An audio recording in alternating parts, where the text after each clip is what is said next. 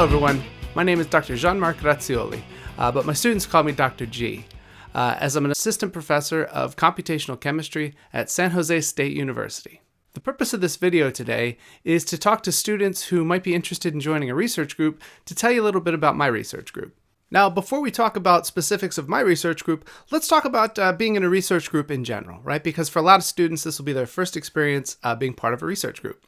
So let's see, I can contrast it with taking classes, right? When you take classes, the professor will often give you a set of homework problems to do, and the homework problems, they look a good bit like what you did in class, right? Maybe the professor demonstrated something similar, and now it's your turn to try it, right? And then basically you prove to them that you also know how to do this type of problem, right?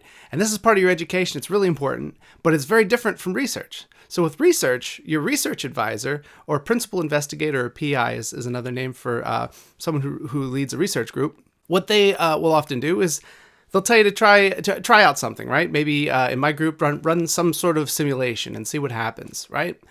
And the difference is I might not necessarily know what's going to happen either, right? Whereas the professor, as you're doing the problem, it's an established problem. The professor might even have an answer key, right? It's known the correct way to do the problem, or maybe there's more than one way to do the problem, but it's known how to do it, right?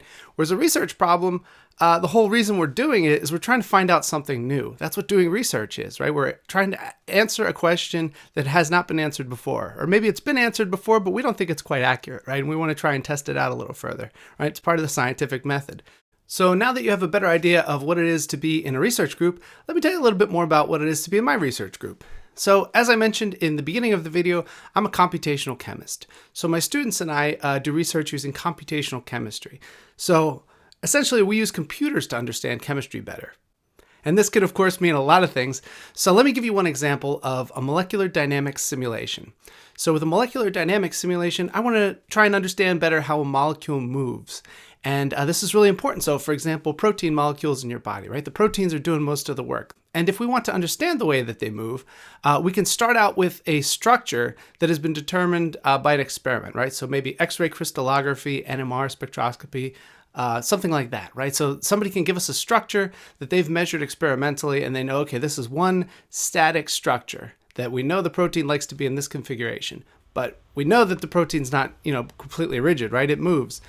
So what we can do is we start at that point and then we can simulate that protein interacting with water and see how it sort of behaves in solution rather than in, say, for example, a crystal structure. So how does that work? Well, basically, the simulation software is simulating laws of physics. So if you've ever played any sort of video game where the character's running around, jumping up and down, maybe throwing something, things are bouncing, things are moving in a very sort of natural physical way, then you've experienced a physics engine, right? That's part of a video game development is physics engine development. So there are programmers who specialize in simulating physics on a computer, and that goes into video games. But it doesn't have to be a video game, right? We can do it for research purposes as well, for simulating molecules. And so it's the same idea. Like, what's physics? Physics is trying to come up with mathematical relationships that describe physically observable things, right? That's one of the main things that physics is all about, is finding the math that describes reality. And then once you have it into a mathematical form, then you could put it into a computer simulation and write a code that represents the math. So for example, if you see a protein molecule jiggling around in water, then what's going on there is that if you think about the physics that's going on, right? Those atoms have a given mass with some momentum in some direction, right? But they're getting pulled on by a bond, and the bond is acting kind of like a spring that then pulls it back, right? This is what's happening in a molecular dynamics simulation. And this is one of the many tools we use in my group. So we'll use more traditional molecular dynamics simulations, like what's typically done with proteins. We use network statistical simulations to look at a larger scale. So in that case, instead of individual atoms running into each other, bouncing around, these are entire protein molecules running into each other and sticking together and moving around. And we have some research in that area that's relevant to protein aggregation diseases. For example, Alzheimer's disease, where amyloid fibrils form. Huntington's disease is another example. And then we have other simulations that we run in the group where we get maybe more precise. Maybe, we don't just care about where the atoms are, but we want to know where the electron density is as well. So there's another project in my group where we're interested in trying to understand the photodissociation of a pollutant in the atmosphere, a molecule that it breaks apart and causes havoc in the ozone layer, right?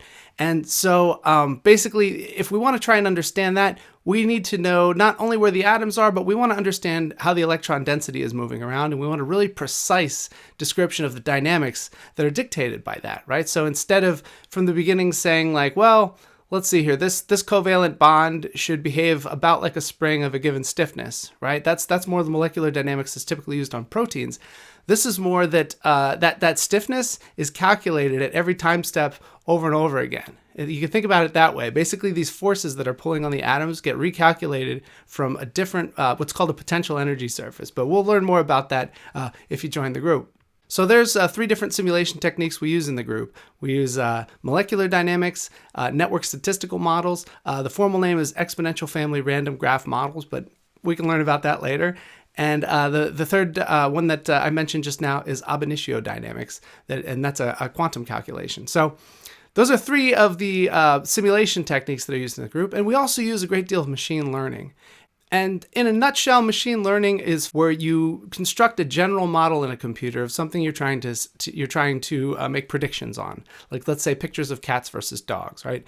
Instead of trying to start from the beginning and say, okay, let's see here, the program should measure the distance between the eyes, it should measure the length of the snout, the color of the nose, I don't know, all sorts of things like that, right? You could try to come up with all the rules ahead of time that the computer program should follow in classifying pictures as being either a dog or a cat.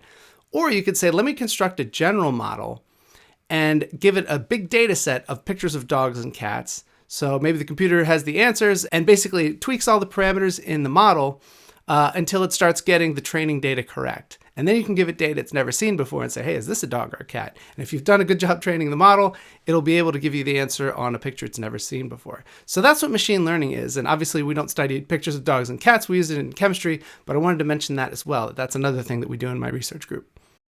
So if working in my research group sounds like something you'd be interested in doing, please go to my website. I'll link it in the description.